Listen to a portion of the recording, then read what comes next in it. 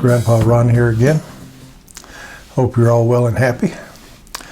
Hope you're ready to get into Exodus chapter 4 as we continue our Slice of Truth series. We're going to continue to keep these Bible studies very basic, but it's pretty difficult because there's some pretty meaty stuff in these chapters, but I'll try to keep it moving so that we don't lose the context of what's going on. If you remember in chapter 3, Moses was attracted by the burning bush. Pre-incarnate Christ actually met him in the form of a burning bush, and he gave Moses an assignment to be his spokesman in front of the Pharaoh and tell the Pharaoh to let the children of Israel leave. And as you recall, Moses immediately started to come up with excuses. But God told him what was going to happen. He told him that how Pharaoh would respond, but Moses was still reticent to go. So now we're going to look at chapter 4 and see that Moses continues to be resistant. So let's read verse 1 of chapter 4. Then Moses answered and said, "What if they will not believe me or listen to what I say? For they may say, the Lord has not appeared to you." In other words, you're just making this up, Moses. So in verse 2, and the Lord said to him, "What is that in your hand?" And he said, "A staff." Then he said, "Throw it on the ground." So he threw it on the ground, and it became a serpent. And Moses fled from it. I think I would too. But the Lord said to Moses, "Stretch out your hand and grasp it by its tail."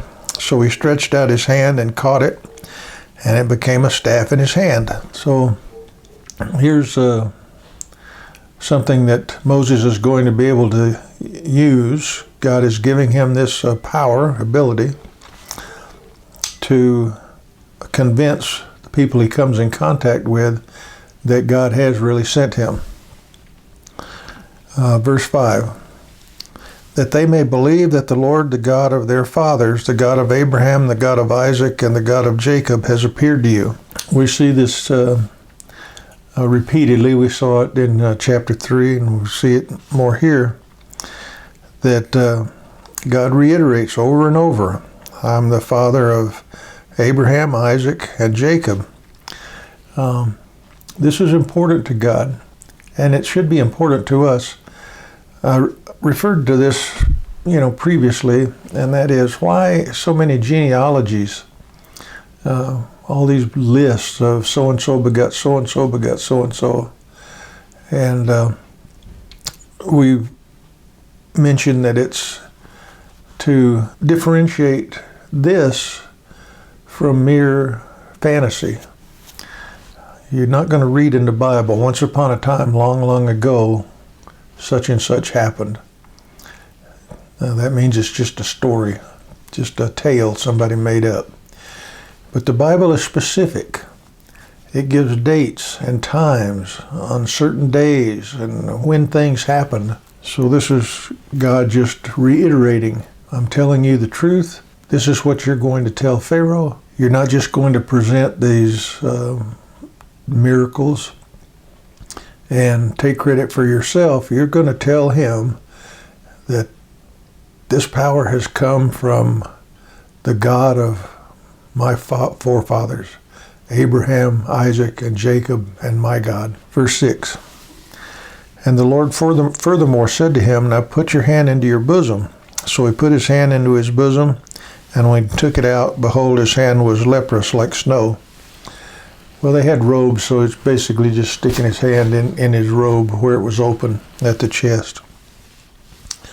Then he said, "Put your hand into your bosom again." So he put his hand into his bosom again, and then we took it out of his bosom. Behold, it was restored like the rest of his flesh. Another visible sign that he could use.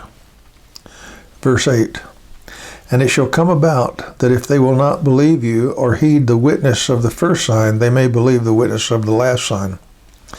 But it shall be that if they will not believe even these two signs or heed what you say, then you shall take some water from the Nile and pour it on the dry ground. And the water which you take from the Nile will become blood on the dry ground. So now he's got 3 demonstrations he can use. Verse 10. Then Moses said to the Lord, Please, Lord, I have never been eloquent, neither recently nor in times past, nor since thou hast spoken to thy servant, for I am slow of speech and slow of tongue. More excuses. It's the way we are. We'll know in our heart what God wants us to do, but we look for excuses, ways around it. Remember, Moses is credited with writing the first 5 books of the Bible, so he's basically confessing these shortcomings. I don't know if we'd be so willing to tell people we were so unfaithful. Anyway, verse 11. And the Lord said to him, Who has made man's mouth? Or who makes him dumb or deaf or seeing or blind? Is it not I, the Lord? I'm the one that made you. I know your capabilities, and I can empower you to do something or not. Verse 12. Now then, go, and I, even I, will be with your mouth and teach you what you are to say. Verse 13. But he said, Please, Lord, now send the message by whomever thou wilt. Basically, send somebody else. I just can't do this. Send somebody else. Verse 14. Then the anger of the Lord burned against Moses, and he said, Is there not your brother Aaron the Levite? I know that he speaks fluently, and moreover, behold, he is coming out to meet you. When he sees you, he will be glad in his heart. And you are to speak to him and put the words in his mouth, and I, even I, will be with your mouth and with his mouth, and I will teach you what you are to do. So God is saying, okay, we'll use your brother Aaron. We're going to find out later that this is going to create some pretty tremendous problems for Moses down the road. But it's his lack of faithfulness and obedience that is creating this, or is going to create what happens down the road. Verse 16. Moreover, he shall speak for you to the people, and it shall come about that he shall be as a mouth for you, and you shall be as God to him. So instead of you being my representative, he's going to be your representative. He's going to speak for you. Verse 17. And you shall take in your hand this staff with which you shall perform the signs. Then Moses departed and returned to Jethro, his father-in-law, and said to him, Please let me go, that I might return to my brethren who are in Egypt, and see if they are still alive. And Jethro said to Moses, Go in peace. So now that he's going to have somebody going with him, he's going along with God's instructions. And sometimes we're that way too. We're not bold enough to trust God on our own, but we put our faith and confidence in the people around us. And that can be encouraging, and it can be a good thing, but our real obedience and faithfulness needs to be in God himself. Notice when he told Jethro he wanted to leave, he didn't tell him what God had told him. He said, I'm going to go check to see if my brethren are still alive. Whether that was just humility or whether he was still in a state of unbelief and thought he would be ridiculed by telling Jethro the real story, we don't know. Verse 19. Now the Lord said to Moses in Midian, Go back to Egypt, for all the men who were seeking your life are dead. Remember, Moses has been with Jethro out here on the desert for 40 years or so. And so the Pharaoh and men that were seeking to kill him for his murder are no longer alive. They're dead. Verse 20. So Moses took his wife and his sons and mounted them on a donkey, and he returned to the land of Egypt. Moses also took the staff of God in his hand. And the Lord said to Moses, when you go back to Egypt, see that you perform before Pharaoh all the wonders which I have put in your power. But I will harden his heart so that he will not let the people go. So again, he's reiterating to Moses, I'm telling you exactly what's going to happen. I'm trying to put your mind at ease here so that when these things occur, you don't have to fret or worry about them or be scared. This is what's going to happen. Verse 22. Then you shall say to Pharaoh, thus says the Lord, Israel is my son, my firstborn. So I said to you, let my son go, that he may serve me. But you have refused to let him go. Behold, I will kill your son, your firstborn. God is actually giving Moses the words to say, like he said he would. And he's putting this statement in a form that the Pharaoh will understand. He understands firstborn son, the importance, the love and bond that is there. And so God is putting this requirement in human terms so that he understands what's going to happen.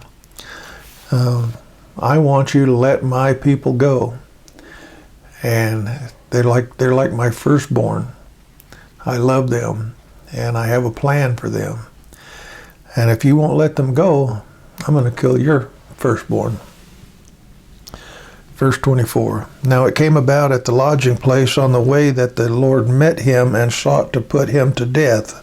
We're going to see just in 3 verses something unfold that is not really fleshed out for us very well. And I'm going to give you some thoughts of some different commentators on how this may have happened by inference. But it's clear that Moses did something that was displeasing to God, so displeasing that he sought to kill him. And we're going to see what happens. Verse 25. Then Zipporah took a flint and cut off her son's foreskin and threw it at Moses' feet. And she said, you are indeed a bridegroom of blood to me. So he let him alone. At that time she said, you are a bridegroom of blood because of the circumcision.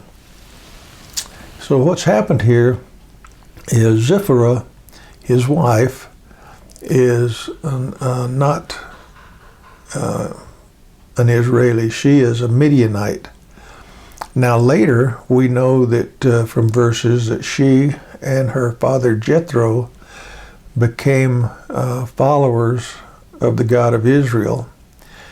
Don't know about whether she was right at this time. But what's happened is Moses has put off God's requirement to circumcise his son, probably because of his wife Zipporah's displeasure at something like that, something painful like that. And very displeasing to God, breaking God's ordinance, very important ordinance. How can he go back to Egypt and speak with the Israelis on behalf of God, and he hasn't even fulfilled the commands of God, the ordinances of God? God's very displeased. And one commentator says what probably has occurred here is when it says God sought to kill him, he may have afflicted him with some life-threatening disease, and it could possibly be that Moses at that point was at death's door and couldn't circumcise his son. So Zipporah, out of love and dedication to her husband, she did it herself, threw the foreskin at his feet. She wasn't happy with it. She didn't like it. But she could see or perceived that his life was in danger. And so by doing this, She saved his life, actually. And he recovered, and they went on their way. Now, later in other books and verses, we will learn that Moses sent him back home, his son and his wife Zipporah, to Jethro. So they didn't continue, apparently they didn't continue the journey on with him. But this is quite an incident, and we've inferred a few things, or the commentators have inferred a few things, but what's clear is not exactly how it happened, but what's clear is Moses didn't obey God. God sought to kill him. Zipporah stepped in, took the necessary action, and saved him. Okay, let's move on. Verse 27. Now the Lord said to Aaron, "Go to meet Moses in the wilderness." So he went and met him at the mountain of God, and he kissed him. Just like God said, Aaron's going to come out and be happy when he sees you. And Moses told Aaron all the words of the Lord with which he had sent him, and all the signs that he had commanded him to do. Then Moses and Aaron went and assembled all the elders of the sons of Israel. Now remember, God had told him, I want you to talk to the elders, explain what you're going to do with the Pharaoh. Verse 30.